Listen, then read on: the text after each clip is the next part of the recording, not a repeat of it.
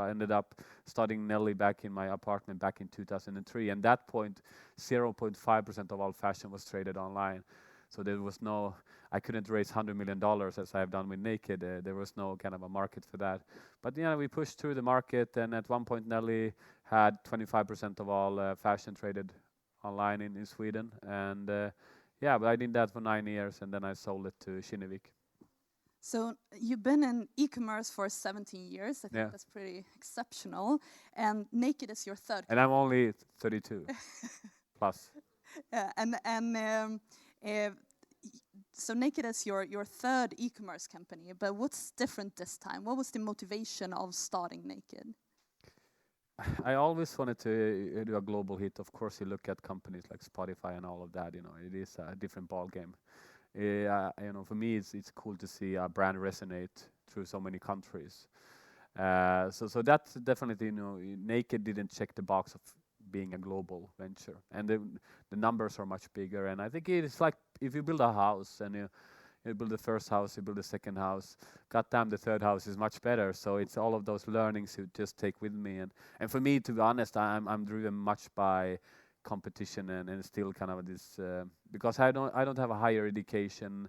I'm from a kind of poor area. I will always have my chip on my shoulder to prove everybody wrong.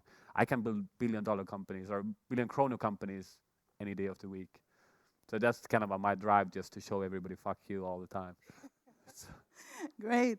And if we read media, we know that entrepreneurship is often being glorified, talk about overnight successes. But now we're going to put you on the spot a little bit here, because I think the audience here want to hear about the real story. So what are the biggest challenges you've had building Naked, and maybe some examples of when you were close to giving up? No, we are never close to giving up. You know, there's no, that's not an option. We never think like that. I think the biggest lesson is that we were very, very open this time around, that this is kind of this is an elite thing we are doing. This is something we have so high goals that it will be so kind of hard to reach them. But we were very open to our co-founders and the people we brought on board in the early days. The venture we are embarking on is going to be so hard that it will require me to find my 3.0 version of myself.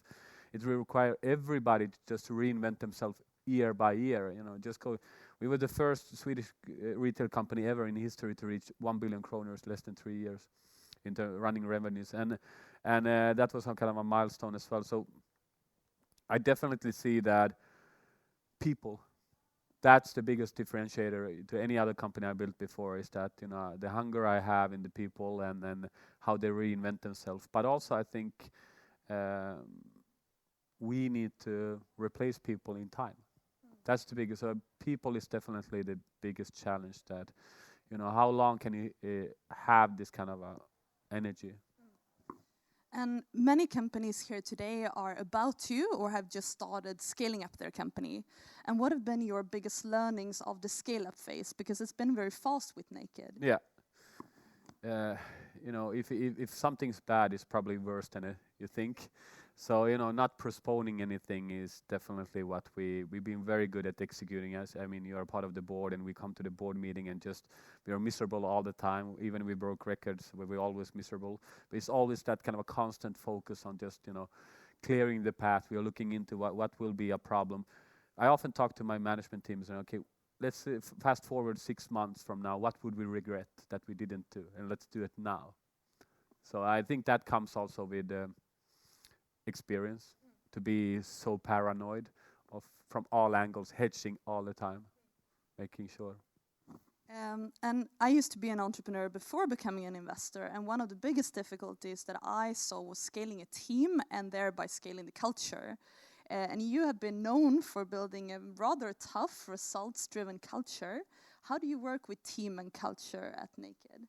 I think first of all, much of that is media. They're quite bad sometimes, coming up with new ideas, because at the end of the day, it is for us right now. We all of the upper management has kids, for example.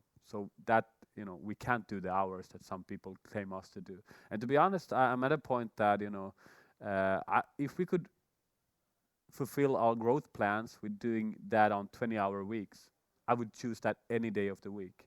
It's not about the hours anymore. And to be honest, we don't do those hours that people think, but we are super efficient. And I'm more tired on Naked after 8, 9 hours than I was on 14, 15 hours when I built Nelly, because it's so short meetings, 15 minutes, everything's about execution. And that I think is the kind of what might exhaust people, is not the hours per se. And let's switch to financing, because raising external capital, it's not for every company, but you've decided to do so. What are the pros and cons in your experience, and maybe some learnings from the process that you can share? It wasn't supposed to be like this. Naked was supposed to be my retirement project. I said after Nelly, I said no more. I don't want 100 people. I have a maximum 50 people. I will go to 0 to 350 in 5 years, which is a quite slow pace for me. But then we just put in sixth gear. We only seem to have one. Raised not $80 million. But we're not burning cash anymore, so it's good. So we actually don't have to do that anymore. But I actually basically just to look at all the unicorns that were out there. What was the common factor for them? And they had raised in average $250 million in average. And you can't money will get you to the market faster, and for us to turn to profits and make 2 million euros in profit, it's not interesting. It's much better to turn to profitability a little later, but on a higher volume. But with the right shareholder agreement, you sleep well at night anyway. Good. So they can't basically do anything that is not founder friendly, and I think there's a big misunderstanding that VCs would be these mean guys. Obviously, we had some good times right now, so I don't know how you guys are when we don't have tailwind, but so far it's been nothing but excellent for us. Oh, but it's great. If you look at the sector you're in, so DTC or e-commerce in general is often being very criticized. So you see a lot of companies struggling, low profitability, low valuation multiples for public companies, competition, expensive marketing. But what's your view on the sector and the development going forward? When I meet VCs that somehow have like the preset mindset that okay, this is what it is like. But at the end of the day, you have within that you have hugely successful companies. I mean, look at Sarah. They do 17% EBITDA and still growing 10% on a base of $30 billion, right? It's a hugely good company. Then you have retail companies in fashion that are totally miserable. So it's about the execution and the people behind. And for us, I mean, we have double margin. And for us, I mean, we started to make money. We went profitable in November. And we are on the same margins as H&M, and these guys been around since 47. So I think it is about adapting this latest technologies, but I wouldn't say that everything is just the same. It's within the companies and how they run it. For us, we have a clear path to 15% EBIT, a clear path. If I would just turn down the velocity slightly, the numbers, where we would be in profitability, and we are almost cash generating. So it's not the same. There are good bad companies in there and bad companies. Great. And then finally, what's your kind of end goal vision with Naked? We want to build this kind of a long-term brand. Sometimes we ask, where is the brand in 40 years? Obviously, I won't be, running the company at that point. But that's how we build the company. That foundation needs to be correct. It can't be crooked. So we, all from tech stack and everything else, needs to be done properly. And that's what money has helped us to do, a proper. And now we are actually reaping the benefits of that. But no, for us, we definitely see ourselves in billions of dollars. Very, very soon. And then for us, the market is huge. And, we have the sustainability track that we are very, very proud of.